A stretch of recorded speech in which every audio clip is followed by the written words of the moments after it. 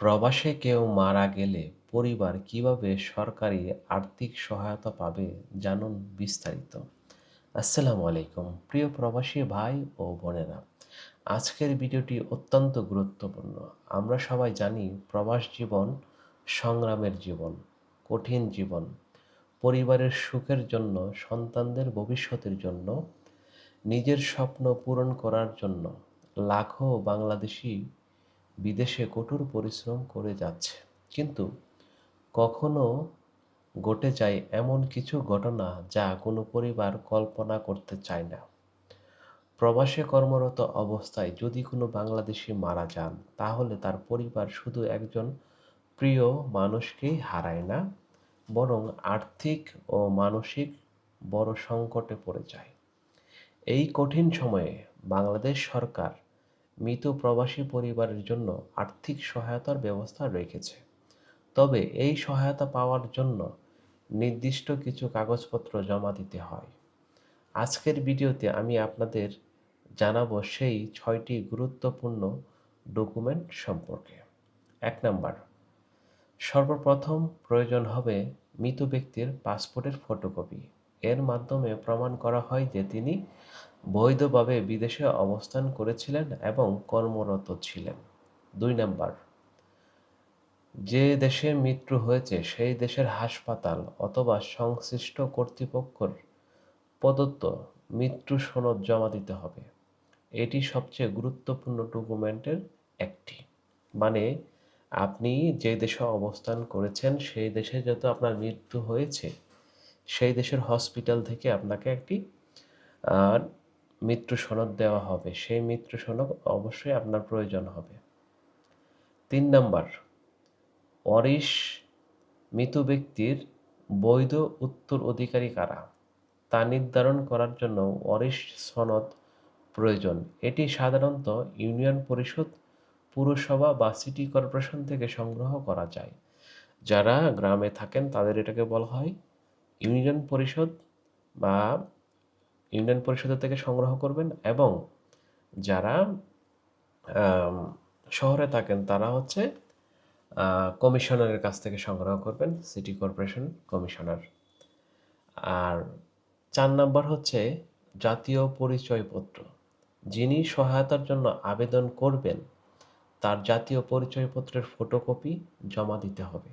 মানে ধরুন আপনার মা বাবা যদি জীবিত থাকে তারা করতে পারবে, আপনার স্ত্রী করতে পারবে, আপনার বড় ভাই করতে পারবে, বা আপনার সন্তান, মানে যারা উত্তরাধিকার মানে রক্তের সম্পর্ক আছে তারা কিন্তু এই আবেদনটা করতে পারবে। ৫ নাম্বার হচ্ছে ব্যাংক হিসাবের তথ্য। সরকারি সহায়তা টাকাটা যে ব্যক্তির কাছে যাবে তার ব্যাংক অ্যাকাউন্ট নাম্বার, ব্যাংকের নাম এবং অন্যান্য প্রয়োজনীয় তথ্য দিতে হবে। মানে আপনি যে সহায়তাটার জন্য আবেদন করছেন সেই সহায়তাটা নেওয়ার জন্য আপনাকে অবশ্যই সরকারি সিস্টেমে আপনার ব্যাংক অ্যাকাউন্ট নাম্বার এবং ব্যাংকের নাম এবং অন্যান্য যে তথ্য আছে সেগুলো আপনাকে দিতে হবে। তাহলে আপনার ব্যাংকে ওই ৩ লক্ষ টাকার যে সহায়তা সেটা চলে যাবে। আর আপনার লাশটা যখন বাংলাদেশ এয়ারপোর্টে চলবে সেটা আপনাকে ইনস্ট্যান্ট ৩৫,০০০ টাকা দেওয়া হবে। এটা হচ্ছে বাংলাদেশ সরকার মানে আইন অনুযায়ী এইভাবে টাকাটা দেওয়া হয়। ৬ নাম্বার, আবেদনপত্রের অন্যান্য প্রয়োজনীয় কাগজপত্র। নির্ধারিত আবেদনপত্র সঠিক ভাবে পূরণ করে অন্যান্য প্রয়োজনীয় ডকুমেন্ট জমা দিতে হবে। কোথাও কোথায় আবেদন করবেন? সাধারণত প্রবাসী কল্যাণ বা বৈদেশিক কর্মসংস্থান মন্ত্রণালয়ে, ওয়াইজ আর্নার কল্যাণ বোর্ডের অথবা জেলা জনশক্তি কর্মসংস্থান অফিসের মাধ্যমে আবেদন করা যায়।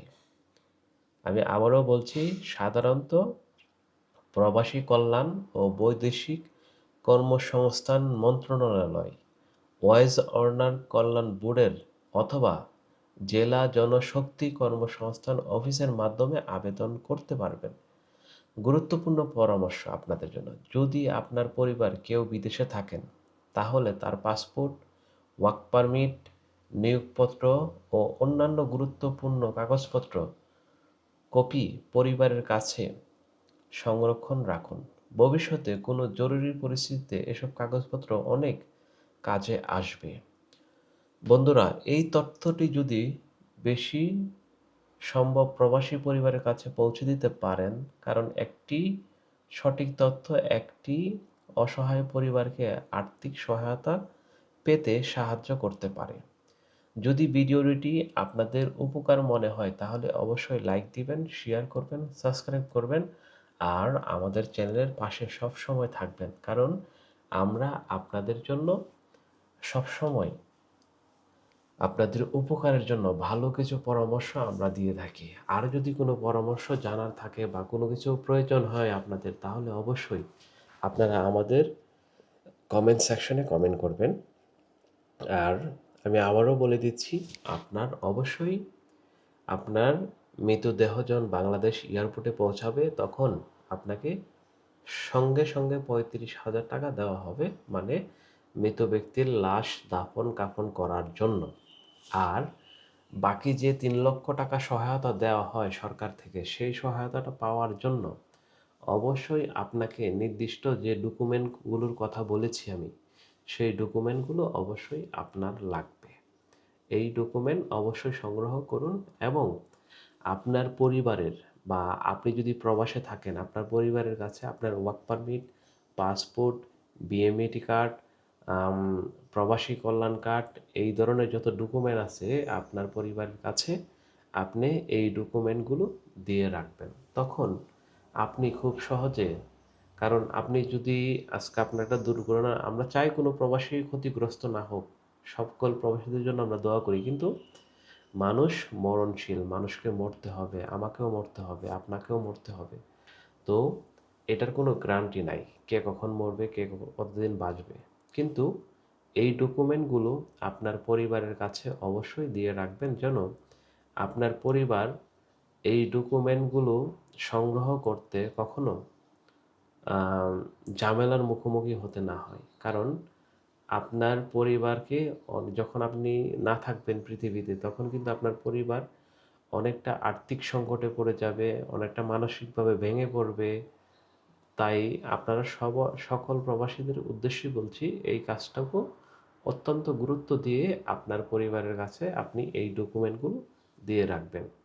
এবং এই বিষয়ে অবশ্যই বাংলাদেশ সরকারের যে সিস্টেমগুলো আছে আপনার পরিবার অথবা আপনার স্ত্রীকে বলে রাখবেন, কারণ আপনার উত্তরাধিকারী আপনার স্ত্রী, মা বাবা তারাই পাবে। তো আজকের মতো আলোচনা এখানেই শেষ করছি। যদি আমাদের ভিডিওটি ভালো লাগে, আবারও বলছি, লাইক, কমেন্ট, শেয়ার, সাবস্ক্রাইব করতে ভুলবেন না। ধন্যবাদ, সবাই ভালো থাকবেন। আল্লাহ হাফেজ, দেখা হবে নতুন আরেকটি ভিডিও নিয়ে।